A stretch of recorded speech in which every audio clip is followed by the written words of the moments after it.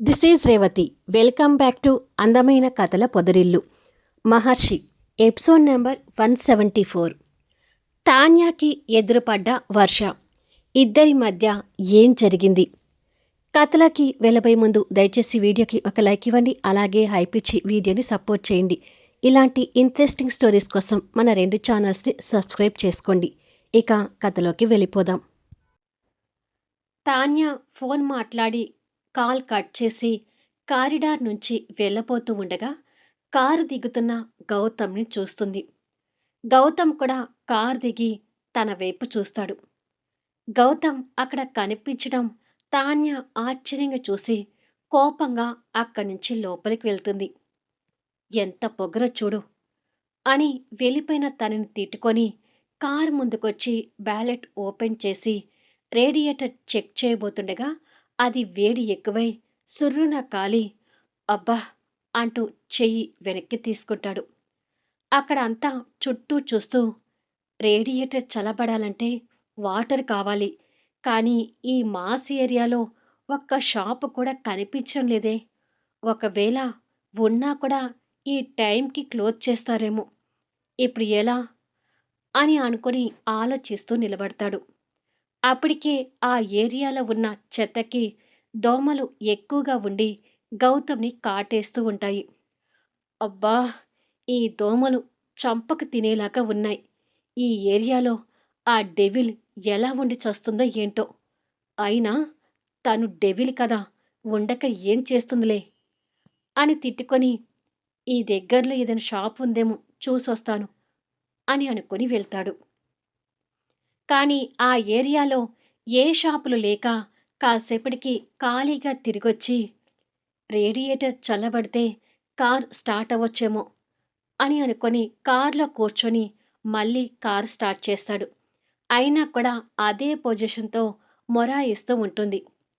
ఛ అంటూ చిరాకు పడుతూ కార్ దిగి ఇప్పుడు ఏం చేయాలి అని కోపంగా అనుకుంటూ ఉండగా కళ్ళ ముందుకి వాటర్ బాటిల్ వచ్చి చేరి కనిపిస్తూ ఉంటుంది. ఆ బాటిల్ వైపు ఆశ్చర్యంగా చూస్తూ చూపు కాస్త తిప్పగానే తాన్య ఎదురుగా వాటర్ బాటిల్ పట్టుకొని గౌతమ్కి ఇవ్వబోతూ కనిపిస్తూ ఉంటుంది. తనని కోపంగా చూసి ఈ వాటర్ బాటిల్ ఇప్పుడు తీసుకోవాలా వద్దా అని అనుకొని ఎందుకు తీసుకోకూడదు, తనని హాస్పిటల్ తీసుకెళ్ళి ట్రీట్మెంట్ చేయించలేదా ఏంటి అని అనుకొని చటుక్కున తన చేతిలో ఉన్న వాటర్ బాటిల్ గుంజుకొని రేడియేటర్ని చల్లబరుచుకుంటూ ఉంటాడు. కొద్దిసేపటికి బాటిల్ని ఖాళీ చేసి తనకిచ్చి సహాయం చేసినందుకు థ్యాంక్స్ అని చెప్పి వెళ్ళబోతుండగా ఒక నిమిషం అంటుంది తాన్య. కారులోకి వెళ్ళి కూర్చోబోతున్న గౌతమ్ ఆగి వెనక్కి తిరిగి చూస్తాడు. గౌతమ్కి దగ్గరగా వచ్చి చూడు, నీ భార్యగా ఈ సహాయం చేశాను అనుకుంటున్నావేమో. అలాంటి ఆశలు ఏమీ పెట్టుకోకు. నీ స్థానంలో ఇంకా ఎవరైనా ఉండి ఈ టైంలో ఇలా ఇబ్బంది పడుతున్నా ఇలాగే వాటర్ తీసుకొచ్చి ఇచ్చేదాన్ని. అంతే తప్ప నీ మీద ఇంకొక అభిప్రాయం అంటూ ఏమీ లేదు అని చెప్పి అక్కడి నుంచి వెళ్ళిపోతుంది. అతని డైలాగులు అతనికే అప్పచెప్పేసరికి కోపంతో పిడికిలి బిగిస్తూ నిజంగానే నువ్వు డెవిల్వే, నీకు కరెక్ట్ పేరు పెట్టానని ఇప్పుడు అనిపిస్తుంది అని తిట్టుకొని కార్ స్టార్ట్ చేసుకుని వెళ్ళిపోతాడు. కారు వెళ్ళిపోవడం చూసి తాన్య లోపలికొచ్చి నిద్రపోతున్న కాంతమ్మ పక్కన పడుకొని తన బతుకు తెరువు గురించి ఆలోచిస్తూ ఉంటుంది. అదే టైంలో అవంతి మహర్షి ఛాతి మీద తలవాల్చి పడుకొని తాన్యాని ఆ పరిస్థితిలో చూడాలి అంటే ఏదోలా ఉంది మహర్షి గారు. ఏదో ఒక రకంగా గౌతమ్కి తాన్య మీద ప్రేమ కలిగి తనని వాళ్ళింటికి తీసుకువెళ్ళే ప్లాన్ ఏదైనా ఉందేమో చూడండి అని అంటుంది. నేనేమీ ప్లాన్స్ రెడీ చేసే మిషన్ని కాదు సూర్యకాంతం, ఎప్పుడంటే అప్పుడు ప్లాన్స్ వేయటానికి అంటాడు మహర్షి తన భుజం చుట్టూ చేయి వేసి తన్నింకా హృదయానికి హత్తుకుంటూ.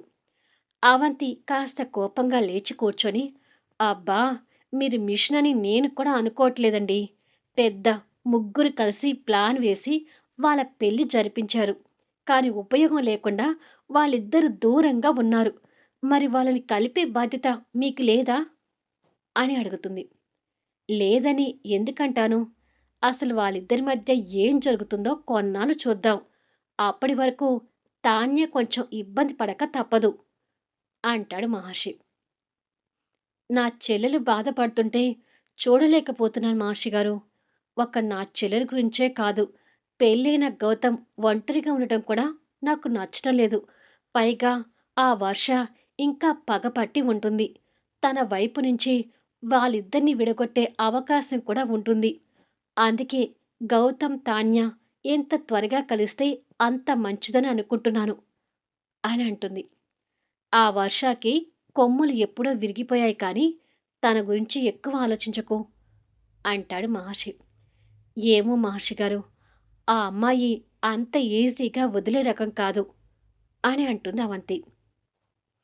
అబ్బా సూర్యకాంతం, ఆ వర్ష గురించి ఆలోచించి నీ నిద్ర పాడు చేసుకోకు, ఇక పడుకో అని చెప్పి తనని మీదకి తీసుకుని పడుకోబెట్టుకొని జో కొడుతూ ఉంటాడు. మహర్షి మాటలు చెప్తుంటే ఆ మాటలు వింటూనే అవంతి కొద్దిసేపటికి నిద్రపోతుంది. నిద్రపోయిన తనని పక్కనే ఉన్న పిల్లో మీదకి తన నిద్ర డిస్టర్బ్ కాకుండా పడుకోబెట్టి ప్రేమగా తన నుదుటిన ముద్దు పెట్టుకొని, నీ చెల్లెల గురించి, నీ స్నేహితుడి గురించి నువ్వు ఎంత బాధపడుతున్నావో అర్థం అవుతుందవంతి. నా వల్ల విడిపోయిన ఆ 2 జంటల గురించి నేను ప్రతి క్షణం ఆలోచిస్తూనే ఉన్నాను అని అనుకుంటూ బాధపడుతూ ఉంటాడు. అదే సమయంలో వర్ష కూడా నిద్రపోకుండా గోర్లు కొరుక్కుంటూ రూములో అటూ ఇటూ తిరుగుతూ, ఆ మహర్షి, ప్రమోద్, మా మావయ్య ముగ్గురు కలిసి నన్ను ఎంతగా మోసం చేశారో తలుచుకుంటేనే కడుపు మండిపోతుంది. ఎలాగైనా సరే మా బావని సొంతం చేసుకొని నన్ను మోసం చేసిన వాళ్ళ మీద కసి తీర్చుకుంటాను. అలాగే నా బావకు భార్య అయిన తాన్య సంగతి కూడా చూస్తాను అని అనుకుంటూ ఉండగా, ఇంక ఎవరి జీవితాలు నాశనం చేద్దామని నిద్రపోకుండా ఆలోచిస్తూ తిరుగుతున్నావు అంటూ శాంతి అక్కడికి వస్తుంది. అమ్మా అని అంటుంది తల్లి మాటలకు కోప్పడుతూ. అరవకు, అరిస్తే కూతురువని కూడా చూడకుండా చంప పగల కొడతాను. తాన్య మీద ప్రేమను పెంచుకున్న గౌతమ్ మీద ఆశలు పెట్టుకొని నిలువెల్లా నీ జీవితాన్ని నాశనం చేసుకుంది సరిపోలేదా అంటూ కూతుర్ని తిడుతుంది. తల్లి కోపంలో ఉండి తిట్టేసరికి వర్ష ఏం మాట్లాడలేకపోతుంటుంది. శాంతి లైట్ ఆఫ్ చేసి, మరొకరి గురించి ఆడిపోసుకోకుండా నీ జీవితం గురించి నువ్వు ఆలోచించుకుంటూ పడుకో అని కసిరిస్తుంది. వర్ష చిరాకు పడుతూ బెడ్ మీద పడుకుంటే శాంతి తనని కోపంగా చూస్తూ డోర్ వేసుకుని వెళ్ళిపోతుంది. కానీ అంత ఈజీగా వర్ష ఆలోచనలు మానవు కదా. మరుసటి రోజు తాన్య ఆ వీధిలోని కూరగాయల మార్కెట్ నుంచి కూరగాయలు తీసుకుని వస్తుండగా వర్ష తనని ఆ వీధుల్లో వెతుక్కుంటూ కారులో వస్తుంటుంది. కొద్దిసేపటికి తనని చూసి తనకి ఎదురుగా ఇంచు దూరంలో కారు ఆపుతుంది. కార్ ముందు మిర్రర్‌లో నుంచి కళ్ళకి కలర్ గ్లాసెస్ పెట్టుకొని డ్రైవింగ్ సీట్‌లో పొగరుగా కనిపిస్తున్న వర్షని చూసి తాన్య కోపం తెచ్చుకుంటూ ఉండగానే, వర్ష అదే పొగరుతో కార్ దిగి కళ్ళకి ఉన్న గ్లాసెస్ తీసి చేతిలో పట్టుకొని ఓ స్టైల్‌లో తిప్పుకుంటూ, కూరగాయల కవర్‌తో మిడిల్ క్లాస్ అమ్మాయిలాగా కనిపిస్తున్న తనని టాప్ అండ్ బాటమ్ చూసి, "ఏం కర్మ పట్టింది తాన్య నీకు? ఏదో ఒక రకంగా మా బావ చేత తాళి కట్టించుకున్నావు కాబట్టి హాయిగా మా బావ బంగ్లాలో కాలు మీద కాలు వేసుకుని సెటిల్ అవుదామని ఎన్నో కలలు కని ఉంటావు కదా. కానీ చివరికి ఈ మురికివాడలో ఉండాల్సిన పరిస్థితి వచ్చింది. నిన్ను చూస్తుంటే నా గుండె తరుక్కుపోతూ బాధగా అనిపిస్తుంది తాన్యా" అని జాలి నటిస్తూనే హేళనగా మాట్లాడుతుంది. తన మాటలకి తాన్య కూడా కోపం తెచ్చుకుంటూ, తను కూడా ఏమాత్రం తగ్గకుండా, తనని కూడా బాధగా చూస్తున్నట్టుగా నటిస్తూ, "నిన్ను చూస్తుంటే నాకు అంతకంటే ఎక్కువ బాధగా ఉంది వర్ష. పాపం మీ బావ చేత తాళి కట్టించుకొని భార్యవి అవ్వాలని ఎన్నో కలలు కని ఉంటావు కదా! కానీ చివరికి మీ బావేమో నీ మెడలో కట్టాల్సిన తాళి నా మెడలో కట్టి నన్ను భార్యను చేసుకున్నాడు. అయ్యో! పాపం కదా! అంటుంది వెటకారంగా. తను అలా మాట్లాడుతుందని ఊహించని వర్ష కోపంగా చూస్తూ, ఏయ్! నీకు ఏ మాత్రం పొగరు తగ్గలేదు. కాలేజీలో ఉన్నప్పుడు ఎంత పొగరుగా ఉన్నావో, ఇప్పుడు అంతే పొగరుగా ఉన్నావు. ఇంకా చెప్పాలంటే నీ పొగరు ఇంకాస్త ఎక్కువైంది.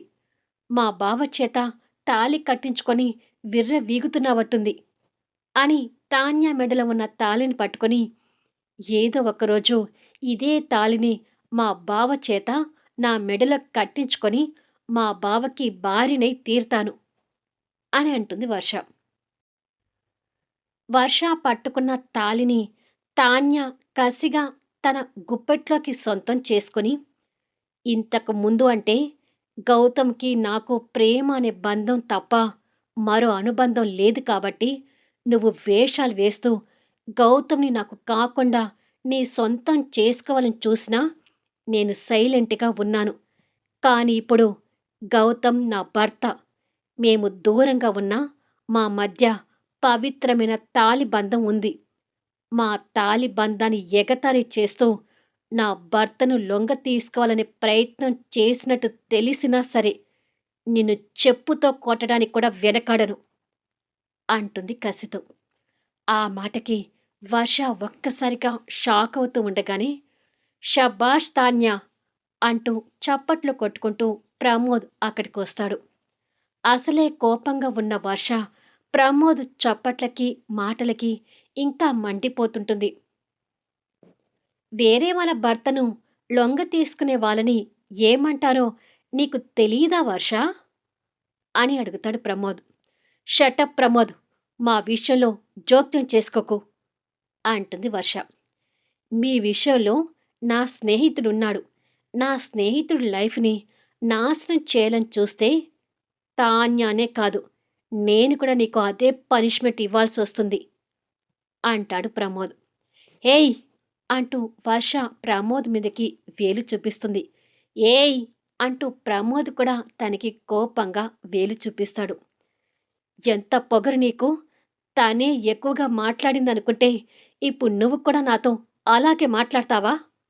అంటుంది వర్ష. గౌతమ్, తాన్య విడిపోవటానికి నువ్వు కూడా ఒక కారణమని తెలిసి నీ పని పట్టాలని నేను కూడా ఎప్పటినుంచో అనుకుంటూనే ఉన్నాను. నిన్ను అంత ఈజీగా వదలను అంటాడు ప్రమోద్. వాళ్ళ మాటలతో ఇక వర్ష గెలవలేక ఇద్దరిని కోపంగా చూసి కారు స్టార్ట్ చేసుకుని వెళ్ళిపోతుంది.